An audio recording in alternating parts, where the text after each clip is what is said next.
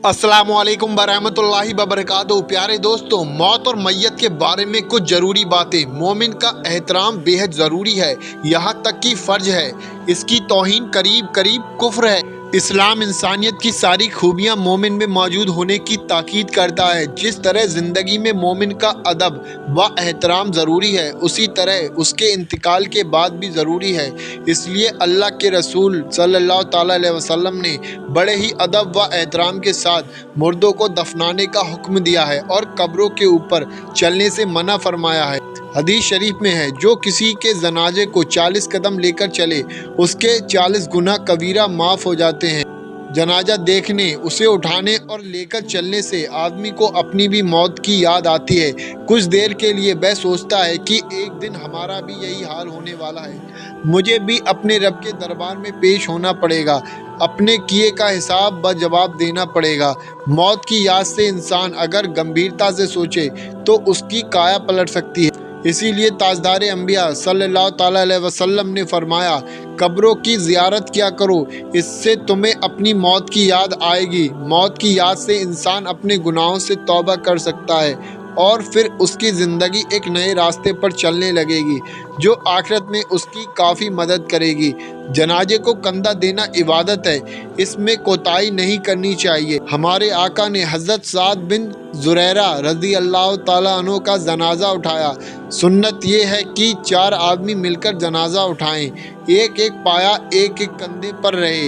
ये भी सुन्नत है कि पहले दाहिनी सिरहाने, फिर दाहिनी पैर की तरफ, फिर बाएं सिरहाने और फिर बाएं पैर की तरफ कंधा दें। छोटा बच्चा जो उठाए जाने के काबिल हो, उसे हाथ पर उठाकर भी ले जा सकते हैं। जनाजा इस रफ्तार से लेकर चलें कि मुर्दे को झटका ना लगे। साथ चलने वाले लोग जनाजे के पीछे चलें। औरतों को जनाजे के साथ जाना नाजायज़ है। जनाजे के साथ अगरबत्ती या लोबान सुलगा कर ले जाना मना है। जनाजा जब तक रखा ना जाए तब तक बैठना मकरूह है। पड़ोसी, रिश्तेदार या किसी नेक मर्द औरत के जनाजे में शरीक होना नफल नमाज पढ़ने से अफजल है। जनाजे में शरीक होने वाले को बिना नमाज जनाजा पढ़े वापस नहीं आना चाहिए।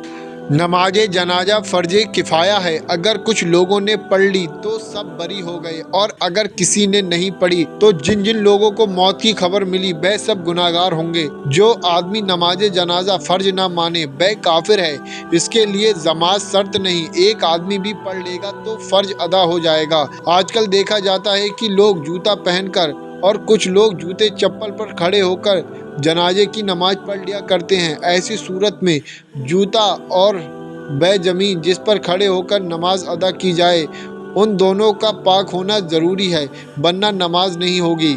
हर मुसलमान की नमाज जनाजा पढ़ी जाएगी, अगरचे वह कितना बड़ा गुनाहगार क्यों ना हो। खुद खुशी माना कि हराम है, लेकिन खुदकुशी करने वाले की नमाज जनाजा पढ़ी जाएगी। आम रास्ते और दूसरों की ज़मीन पर नमाज जनाजा पढ़ना मना है। हाँ, अगर उसके मालिक से इसकी इजाज़त ली तो पढ़ सकते हैं। मैयत को दफन करना फ़र्ज किफ़ाया है। जहाँ इंतकाल हुआ वहीं दफन ना करें, बल्कि कब्रिस्तान में दफन करना चाहिए। कब्र के अंदर चटाई वगैरह बिछाना नाजायज़ है। दफन के बाद तकरीबन आधा घंटा कब्र के पास बैठकर तिलावत करें, उसके मग़फ़िरत की दुआ करें और दुआ करें कि मुनकर नकीर के सवालों के जवाब आसानी से दें। मिट्टी देने की दुआ, पहली बार मिट्टी डालें तो ये दुआ पढ़ें, मिन्हा खलक़नाकुम। दूसरी बार मिट्टी डालें तो ये दुआ पढ़ें, वफ़ीहा नुईदुकुम।